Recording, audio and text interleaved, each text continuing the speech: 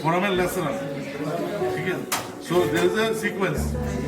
Open the needle. Please try to see the circle of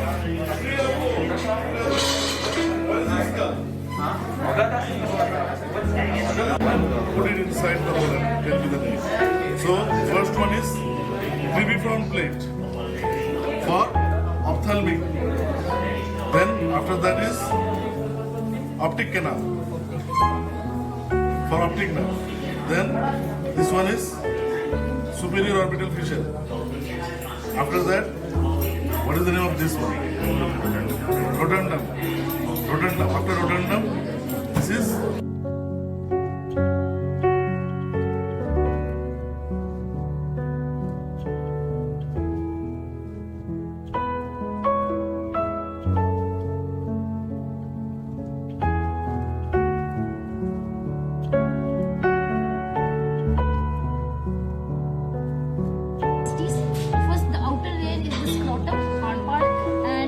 inside the scrotum there are testes. Testes are the organs where spermatozoons are produced. Then we move towards this. This is urinary bladder, and below the urinary bladder, this is the prostate gland. The function of prostate gland is to provide aqueous medium to the sperms for their nutrition. And then this is ejaculatory duct, which is used for ejaculation of sperms. And behind, inside the prostate gland, this is the ureter, which basically exports the urine from urinary bladder to the outside. And this one, now we move into the structure. From outward, this is seen, it is the penis, and the lower part is the glans penis. And inside, when we cross section this structure, we have seen different tissues here. This one is corpus cavernosum. This rounded blue shaped dots are corpus spongiosum. And here it is. Now we move towards this end. This is the sigmoid colon of large intestine.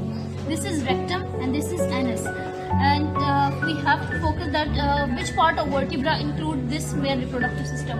First of all, this one, first two is the end of lumbar vertebra. Then this is the sacrum part, and this is the coccyx part.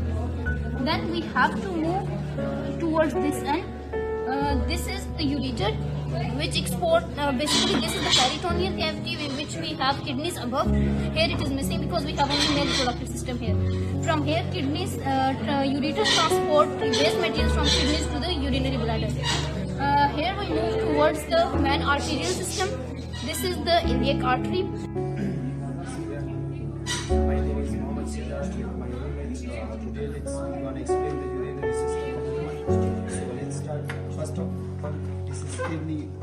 Let me explain the parts of the kidney. The first part of the kidney, which is blue in color, this is called renal cortex. And then the cone shape this is called pyramids of kidney. And then this part between the pyramid is called renal columns. This is called renal columns, and this is called renal medulla. From this to this region is called renal medulla, and this is the ducts. The first duct is called minor calyx. And then minor calyx combined together in a one region. This is called major calyx. Major calyx transfer urine to renal pelvis, and pelvis then transport the urine to urinary ureter, and then to urinary bladder. This is urinary bladder. The outer layer is called the urinary bladder. Outer layer is called fibrous capsule. Then this is called uterus of urinary bladder, and then there is a trigonal shape. This called trigone, which make a trigone, and this is the outer layer is called fibrous capsule, and then this muscle is called the dorsal muscle, and this called submucosa and mucosa, and this the rouges of the internal. This is rouges, and then this is called urethra, which through which urine can. Then this is testis. Testis of male. Testis of male. Now let's explain the parts of testis. There is two layers. The outer layer is called tunica vaginis, and the internal layer is called tunica albuginea. The outer layer is two parts, parietal layer and visceral layer. The outer parietal and the internal visceral layer. And then tunica albuginea. Tunica albuginea is the internal fibrous layer which protects the seminiferous tubule. The cone shape is called seminiferous tubule, in which production of sperm in which occurs. the production of sperm occur. And then there is 3 ducts. The first duct is called straight seminiferous tubule. Then the second is called red testis, and the third is called efferent duct tube. This is called Inferior vena cava and the descending aorta. And these arteries. renal arteries, and this is called left renal arteries, and this is called left renal vein, and this is called right renal vein. Outer layer of kidney is called fibrous capsule. My name is Zara, and today I am going to explain the brainstem. First of all, the brainstem consists of 3 major parts: this midbrain, pons, and medulla oblongata. And we can explain first of all its anterior view and then its posterior view. In the anterior view of brainstem, we have this is the olfactory tract, this is 2 thalami, and this is the optic tract. You can see this is the optic tract going this way, and inside the optic tract there are optic nerves running inside. This is the optic chiasm where 2 optic tracts join together. This part is infundibulum through which the hypothalamus attached to pituitary gland. And these 2 inferior white bodies are called mammillary bodies. And below the mammillary bodies, this surface it is termed as cerebral crux.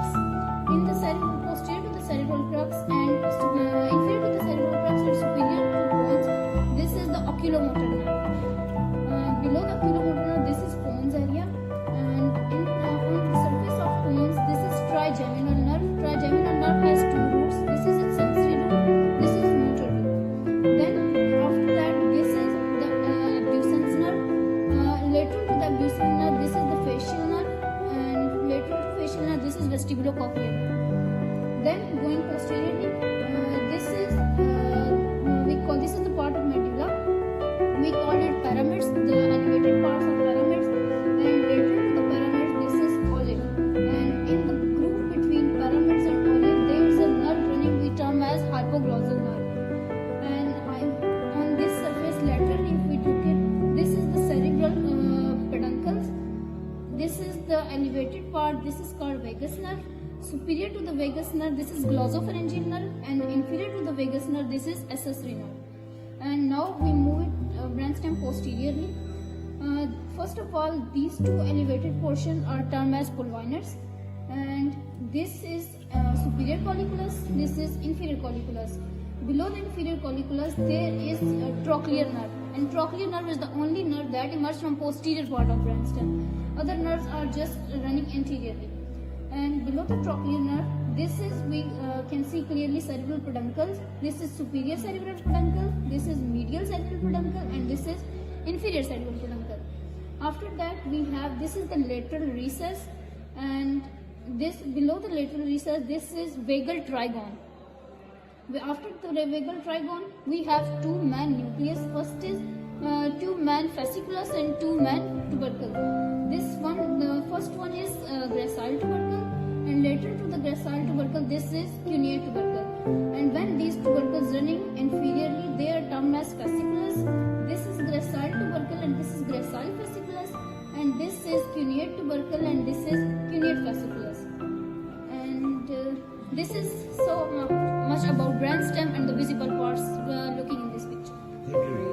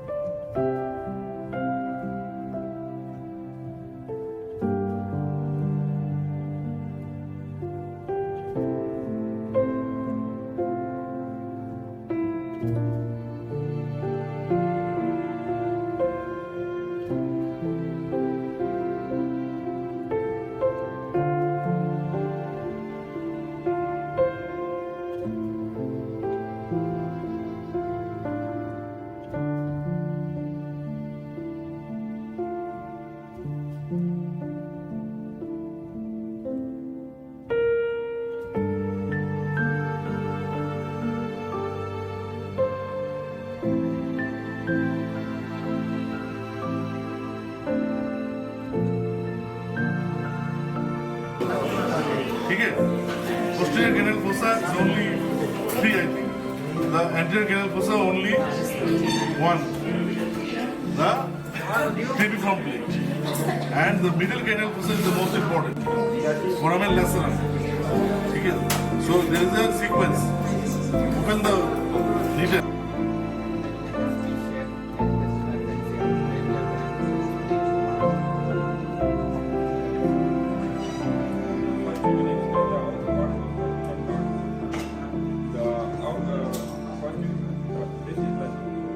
Right auricle, left auricle, arising from the right ventricle is arising from the right ventricle is aortic arch. This is the left pulmonary artery, right pulmonary artery on the back side. This is arising from the left ventricle, aortic arch. There are 4 division of the aortic arch. This is brachiocephalic artery, left common carotid artery, left subclavian artery. This is the descending aorta. This draining blood from the upper part of the human body is draining blood from the upper part of the human body is superior vena cava, and draining blood from the lower part of the human body is inferior vena cava. These are the 2 divisions of pulmonary veins which drain the left atrium of human heart.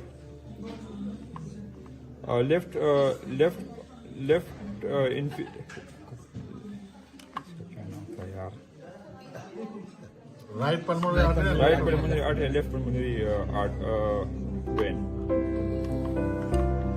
Interior of the human heart, I will explain my friend about. This comes the interior part of the heart. We can see first of all the papillary muscles.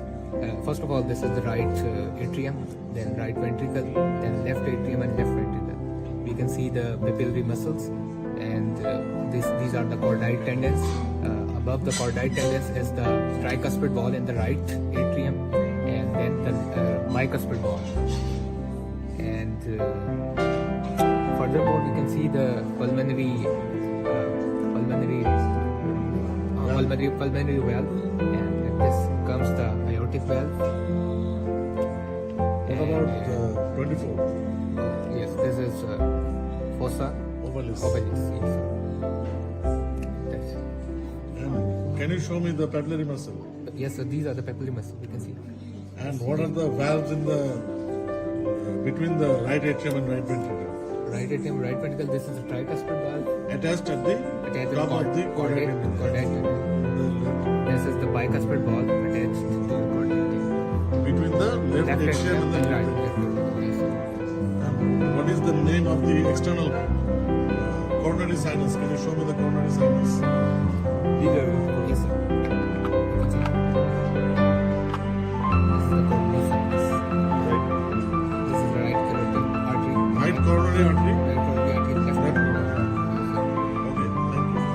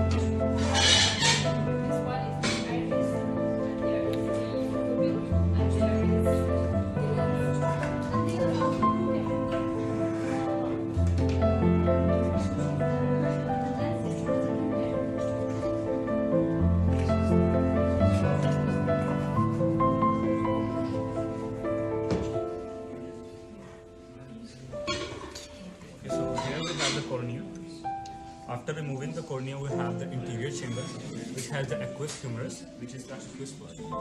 Then we have the iris, which is the colored part. After that, Hello viewers, how are you? I hope you are doing well. My name is Mohammad Adnan Simha and I am a student of MBBS in Hubei University of Arts and Science. Today we have a presentation of upper limb. I have two friends, they will tell you about the bones of upper limb.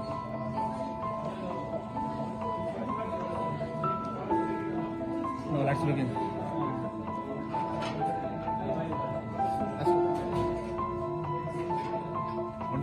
Hello everyone, my name is HBUAS and I will tell you about the scapula. First of all, this is the anatomical position of scapula. I will tell you about the scapula. This is the interior surface of scapula. This is subscapular fossa, and this is infraspinous fossa. This is supraspinous fossa, and this is spine of scapula. And now I will tell you the three angles of scapula. This is the inferior angle. This is the lateral angle, and this is the spirit angle of scapula. Now I will tell you about the borders of scapula. This is the lateral border of scapula. This is medial border, and this is superior border of scapula. And this is the chromoid process, and this is anatomy, and this is the glenoid cavity where the uterus will be attached. And now my friend Shahrukh Nasir will tell you about the uterus. Okay, also we say that this is also called the glenoid angle. We can say lateral angle or glenoid angle. Both are right. Okay, Shahrukh, continue. Hi everyone, my name is Shahrukh Nasir. I am here to tell you about humerus. This is anatomical position of humerus. This is head of humerus. This is anatomical neck. This is cervical neck. This is greater tubercle, lesser tubercle. This is crust of greater tubercle, and this is crust of lesser tubercle. This is intertubercle sulcus, and here is radial groove. This is deltoid tuberosity. No lower end. This is radial fossa, and this is radial fossa, and this is coronoid fossa, and this is trochlea. This is capitolium, and this is polycranum fossa. Here is lateral epicondyle. Here is medial epicondyle, and this is lateral supracranial ridge and medial supracranial ridge. Delta tuberosity is where? Okay, and what is the greater tubercle and lesser tubercle? Here is greater tubercle, and here is. So can we see the greater tubercle, lesser tubercle from back side or anterior side? Yeah, this is greater tubercle. And how to do side determination? Tell us about side. This is right or left? This is right. 3 reasons for right. Tell me the reasons. Head is medially, and polycranum fossa is Posterior. posteriorly, and also there is radial fossa and coronoid fossa interiorly. Okay. And what about scapula? Tell me the side. Moise. Scapula, this is the right side of scapula. Because the glenoid cavity, this will be lateral, and the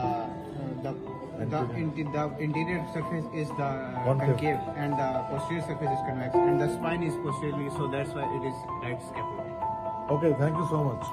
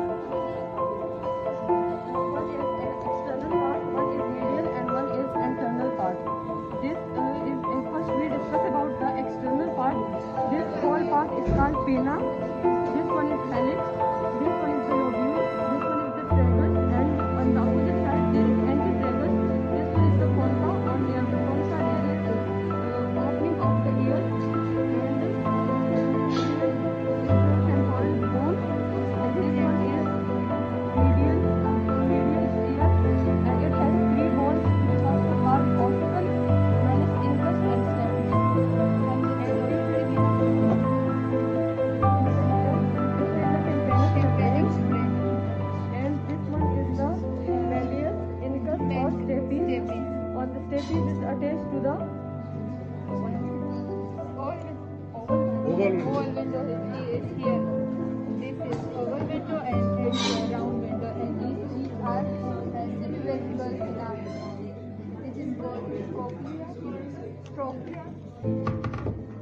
And this nail-like structure is called cochlea, and it has scala vestibule, scala tympani, and scala media, and it has fluid. One is on the scala media there is endolimb, and between the vestibula and tympani there is perilimb. Okay, I would like to explain the middle ear properly. This is the right anatomical position of the cochlea. These are the canals. Here is the anterior canal, here is the lateral, and here is the posterior canal. This is the vestibule, this is the cochlea. This we have the cochlear duct. So we have nerves here. Here is the cochlear nerve, here is the vestibular nerve, and then here is the cochlear nerve. So we call this utricle and we call this vacuole, while this is called ampulla. The ampullas here, here, and here. This is the ampulla. So this is all about. Can you see the round window here? Yes. Yes. So this is the. And what is the possible location of oval window? This